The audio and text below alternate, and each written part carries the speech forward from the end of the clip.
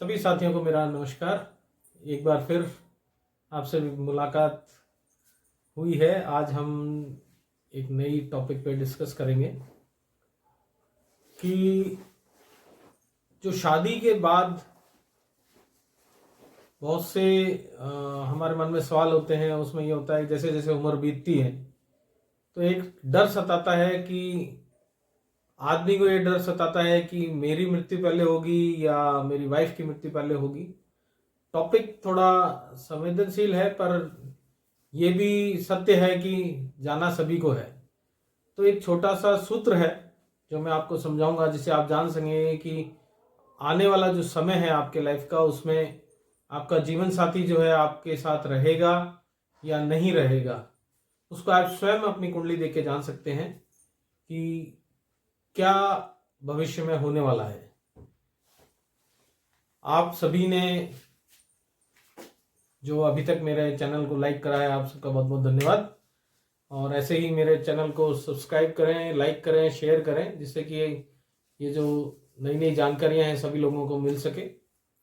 तो आज का जो टॉपिक है वो है विधुर योग। आज का जो हमारा टॉपिक है वो है विधुर योग। विधुर योग का मतलब हो गया कि वो व्यक्ति या यूं कहें वो अभागा व्यक्ति जिसके पत्नी समय से पहले उसको छोड़ के चली जाए। तो जो व्यक्ति ऐसा, भगवान करे कि दोनों का जोड़ा सबका सही सलामत बना रहे, पर ये जो सच्चाई है वो कहीं ना कहीं हमारे को माननी ही पड़ती है।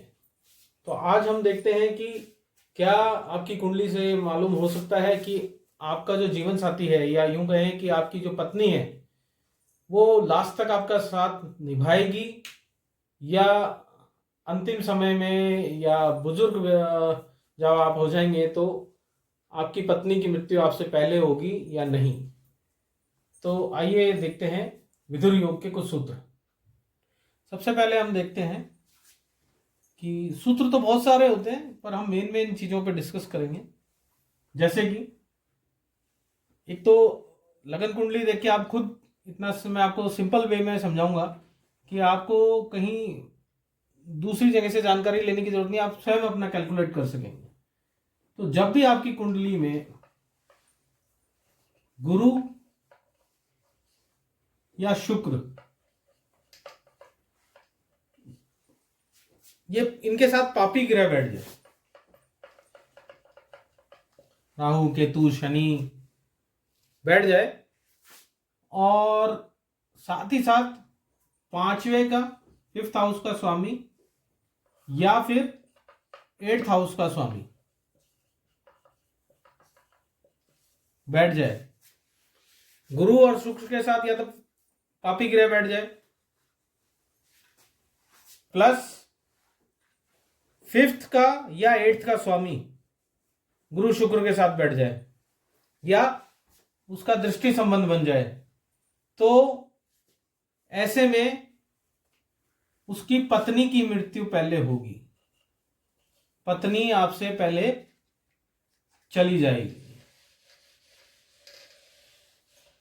ये सुनने में अच्छा नहीं लगता पर फिर भी एक सूत्र है जो मैं आपको बता रहा हूं। ऐसे ही दूसरी चीज हम देखेंगे, सेकंड चीज देखते हैं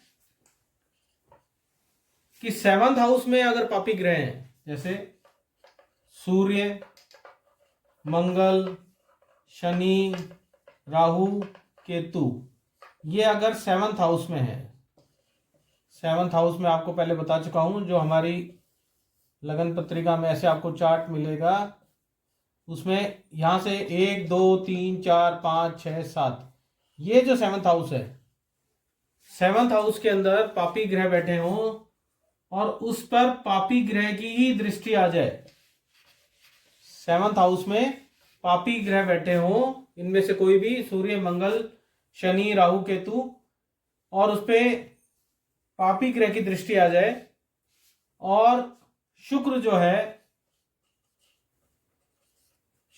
है वो द्विस्वभाव राशि का हो,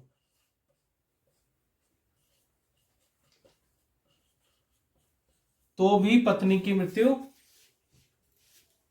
पहले होगी, आपसे पहले आपकी पत्नी स्वर्ग सिधार जाएगी।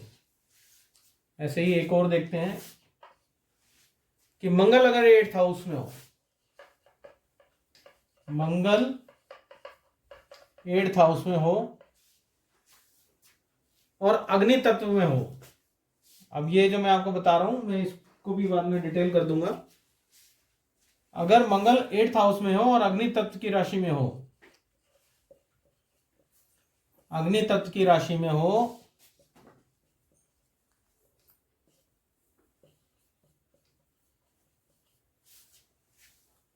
और राहु के साथ संबंध बना रहा हो, और राहु के साथ इसका संबंध बन रहा हो या साथ बैठा हो या दृष्टि संबंध बन रहा हो, तब भी पत्नी की मृत्यु पहले होगी। मंगल 8th में हो, अग्नि तत्व की राशि में हो और राहु का उससे साथ बैठा हो या दृष्टि संबंध बन रहा हो, तो भी पत्नी की मृत्यु पहले होगी। फिर वही बात करते हैं एक और कि 7th हाउस में शुक्र हो, 7th हाउस में शुक्र हो या नवमांश कुंडली में जो सप्तमेश है, वो नवमांश कुंडली, जैसे लगन कुंडली ऐसे नवमांश कुंडली होती है जिसको हम D9 भी बोलते हैं, उसका जो सप्तमेश है यानी सप्तम भाव का जो राशि स्वामी है, सप्तमेश 2 या 7 नंबर पे बैठ जाए। सप्तमेश जो होगा D9 का, जो 7th हाउस का स्वामी होगा, वहां जो राशि होगी उसका जो स्वामी होगा वो 2 नंबर या 7 नंबर पर हो, या लगन में सप्तमेश 5th हाउस में बैठ जाए, या जो आपकी जैसे D9 है ऐसे जो आपका लगन है, लगन राशि, उसमें सप्तमेश जो है वो 5th हाउस में बैठ जाए, तो भी पत्नी की मृत्यु पहले होती है। फिर हम बात करते हैं कि अगर लगन कुंडली में 2 और 2 और जो 2nd हाउस और 7th हाउस के जो स्वामी हैं, 2nd हाउस और 7th हाउस का स्वामी, इसका स्वामी जो है इन दोनों का, ये 6, 8 और 12 में बैठ जाए, लगन कुंडली के 2nd का स्वामी, 2nd हाउस का स्वामी या 7th हाउस का स्वामी, राशि स्वामी जो है वो 6, 8, 12 में अगर बैठ जाए, तो भी पत्नी की मृत्यु पहले होगी। वहीं अगर हम बात करते हैं कि एक और चीज हम देखते हैं कि 6th हाउस में लगन कुंडली में 6th हाउस में अगर मंगल विराजमान हो और 7th हाउस में राहु हो और 8th हाउस में शनि हो,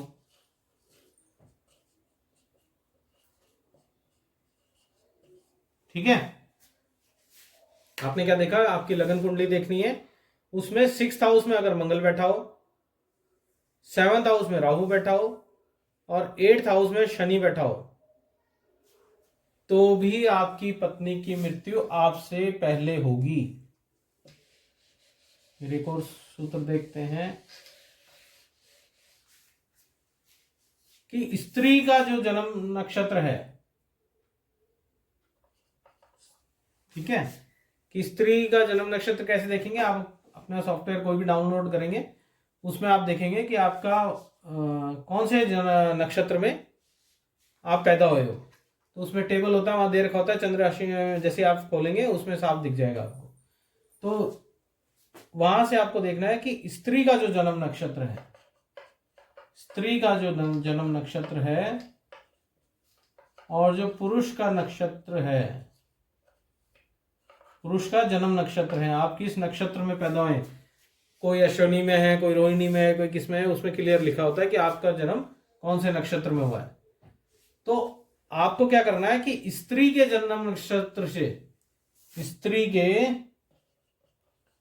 जन्म नक्षत्र से पुरुष का जो जन्म नक्षत्र है, आपको पता है जो 27 हमने नक्षत्र पे एक वीडियो बनाया था, आप उससे टैली कर सकते हैं कि 27 जो नक्षत्र हैं वो कौन से हैं। तो 27 नक्षत्र में आपको ये देखना है कि आपका और आपकी पत्नी का कौन सा नक्षत्र है।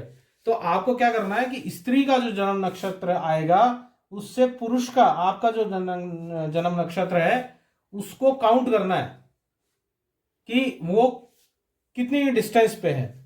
सपोज करिए एक एग्जांपल लेते हैं कि स्त्री से अपन काउंट करते हैं पुरुष के जन्म नक्षत्र में।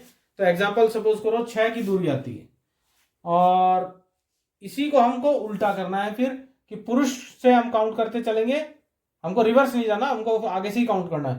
तो पुरुष से काउंट करते हैं, अब दोबारा हम क्या करेंगे, इसका उल्टा करेंगे। एक बार हमने स्त्री से काउंट करा, दूसरी बार हम अब पुरुष से काउंट करेंगे, पुरुष से स्त्री की। तो पुरुष से स्त्री के लिए करते हैं, तो सपोज करो एग्जाम्पल आता है कि 23 का डिस्टेंस आता है। अब हम इसको क्या करेंगे, इसको हम दोनों को 7 से गुना कर देंगे। यहाँ कुछ भी वैल्यू आ सकती है आपकी, या आपके दोनों के नक्षत्र का डिस्टेंस आएगा। एक बार स्त्री से पुरुष को गिनना है, पुरुष से स्त्री को गिनना है। अब जो भी वैल्यू आती है उसको 7 से गुना कर देना है। अब 7 से गुना करके आपको उसको 28 से भाग देना है, ठीक है। तो आप इसको अगर जैसे कैलकुलेट करते हैं तो ये जो आएगा ये आ गया 1.5।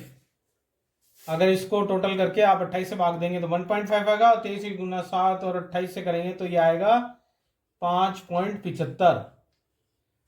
अब इसमें हमने क्या करा था कि ये तो हमने स्त्री से पुरुष को काउंट किया था, और ये हमने पुरुष से स्त्री को काउंट किया था, ठीक है। तो अब पुरुष स्त्री से पुरुष को देखते हैं तो वैल्यू आती है 1.5, और पुरुष से स्त्री के लिए करते हैं तो आता है 5.75।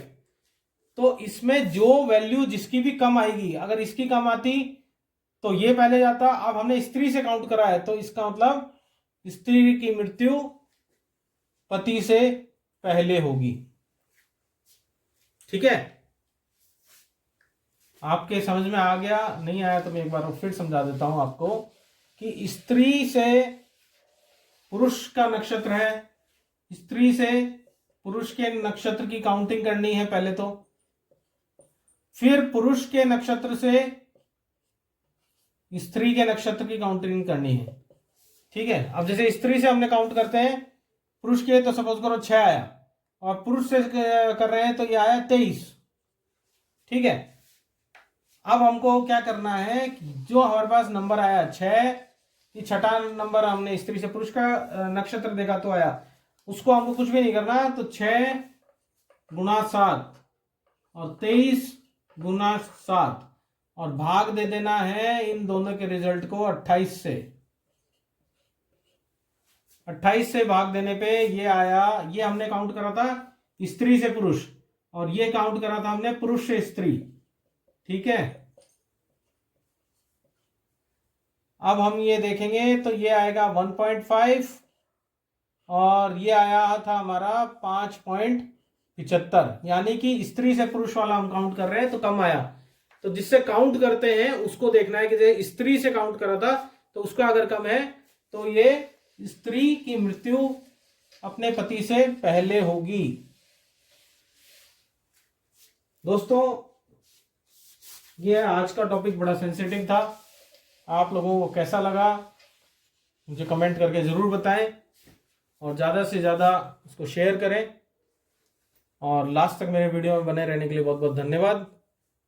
और जिसने अभी तक मेरा चैनल एस्ट्रो ब्रिजेश सब्सक्राइब नहीं करा है वो सब्सक्राइब ज़रूर करें, इससे ऐसे ही नई नई जानकारियाँ आपको प्राप्त हो सकें। आप सभी का बहुत बहुत धन्यवाद।